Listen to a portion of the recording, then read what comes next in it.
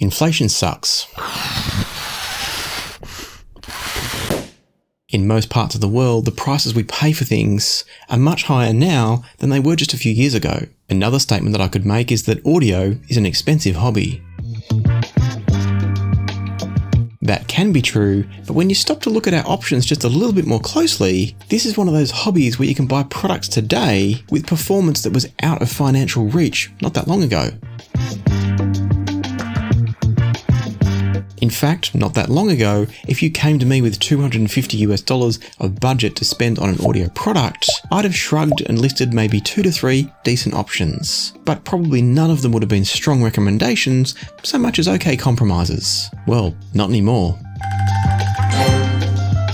Let's kick off with headphones. For under $250, here are my favorite recommendations. I've linked everything I'm going to talk about down below in the description as well to make it easier for you. And some of the links are affiliate links, but not all of them. And so thank you to all of you that use the affiliate links on this video and any of my videos. As a reminder, it costs you nothing, but it goes a huge way to supporting the creation of more and more content on this channel. Now let's start well below $250 with the Koss Porta Pros. I've never reviewed these on the channel and I actually can't find them at the moment, but they kind of speak for themselves with their price of just $50. And you'll regularly find them selling for even less than that. The Porta Pros are comfortable, light, compact, and lots of fun. You can also swap around the pads on them quickly and easily to adjust their sound and their comfort as you want to.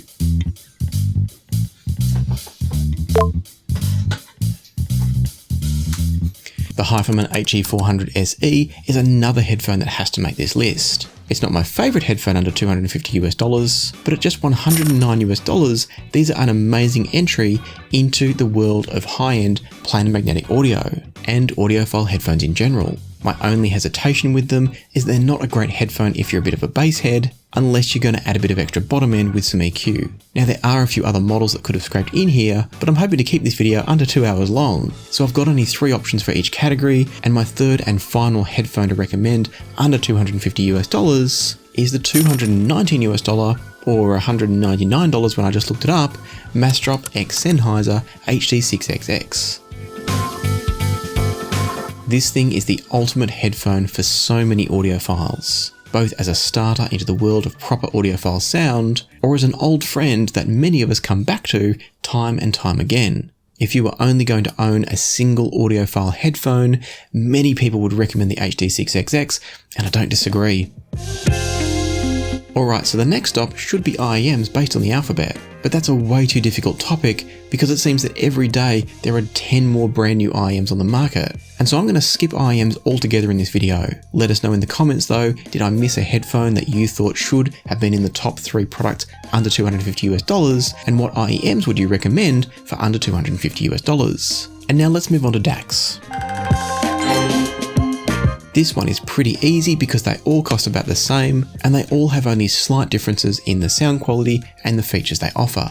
So much so that I would recommend these more based on their availability in your region and the features they offer more than anything else. In no particular order, my recommendations are the Schiit Modi DAC, a $129 super simple, great sounding DAC. Not so easy to get hold of outside the USA and Canada, but impossible to ignore if you can get it. The topping E30 Mk2 is a $149 DAC that's mildly more featured than the Schiit Modi, but vastly more available. And as I said before, equally as great sounding. And then we've got the SMSL D50 III, which goes a few steps better than the E30 for about $90 more. The D50 III brings EQ capabilities and balanced outputs if you need them, and that makes the D50 III an excellent DAC for what could be a very impressive and affordable system. Now, in case you think I've missed something in the DAC section, sit tight, because I deliberately excluded DACs that have an onboard headphone amp because I'm saving those for what I call the all-in-one section, and we are getting to those soon, so sit tight. But headphone amps are next. First up is the Apos Gremlin amp. Just shut up and take our money, Apos. That's $120 of our money specifically, and that's for a fully balanced Class A hybrid tube amp design. But again, it's only in the USA and Canada, which is a real bummer. For those of you that are in the USA or Canada, just grab the Gremlin and thank me later. And from there, I wasn't really sure where to go, because there are many excellent examples of headphone amps in this price range in my history of reviews, but quite a lot of them have now been discontinued due to the never-ending ooze of new headphone amps coming out of China. I don't mean that as a disrespect from China, it's just this never-ending flow gets a bit much sometimes. Schiit could have made an appearance here with the Midgard if it was more readily available worldwide, as could Geshelli Labs with the Arkel 2.5 XL or the Airish 2 or E2 amp. I'll link all of those down below for any of you that are in the US or Canada because they're great headphone amps, but I wanted this video to be mostly region agnostic, and so I'm giving the nod to the Topping L50 and the SMSL SH8S. I don't love the L50, but it's solid, and so I would recommend spending a little bit more money on the SH8S for a better quality amplifier, in my opinion. And now that brings us to the category of compromise. The all-in-one units where both DAC and headphone amp get sandwiched into a single case, sharing the same power supply and all their respective noise. For a long time, this was a category of mediocre performance in return for less boxes and cables. But that's begun to change with products like the xDuoo MH02. A tube-based DAC and headphone amp for just $149 US. Then there's the FiiO K7, which you can pick up for just over $200 without Bluetooth, or $250 if you want Bluetooth. Either way, it's an excellent device for the money. And I'm counting the K7 and the K7BT as two separate recommendations, because what I wanted to recommend as my third recommendation sits just outside the budget. At $280 US, I really wanted to recommend the SMSL Raw MDA1 DAC and headphone amp here. And I will link it down below because Black Friday and the associated specials and reductions in price is just around the corner, but technically it's outside the budget, so it doesn't quite qualify. And now from here, only one category remains. I'm skipping wireless headphones and earphones and dongles and DAPs for much the same reason that I skipped IEMS. Once again, if you've got a great recommendation in any of those categories for under $250 US, put it in the comments down below. Instead, we're at the last stop on our tour, and it's in the form of budget speaker amps.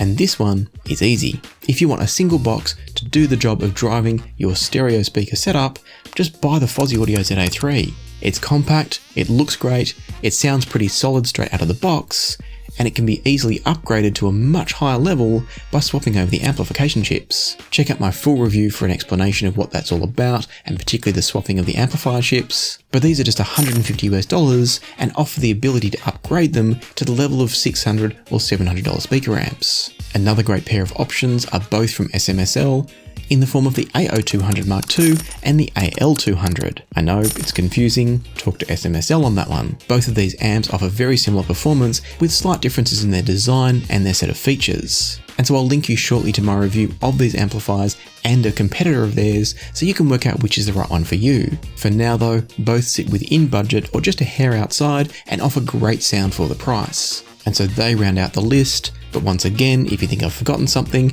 put it in the comments down below so we can all check it out. But remember, try to keep it to the $250 US budget please. And that's because the more expensive categories are coming up in more videos soon, so make sure you subscribe if you want to see the next tiers up. For now, I want to say a huge thanks to YouTube channel members, to channel Patreon members, and to those of you that leave super thanks on YouTube for videos like this one. Remember, if you want clarity on my speaker amp recommendations, check out this video up here with 3 excellent affordable speaker amps for you to choose from. And until next time, happy listening, be kind to each other, and I'll see you here again soon on Passion for Sound.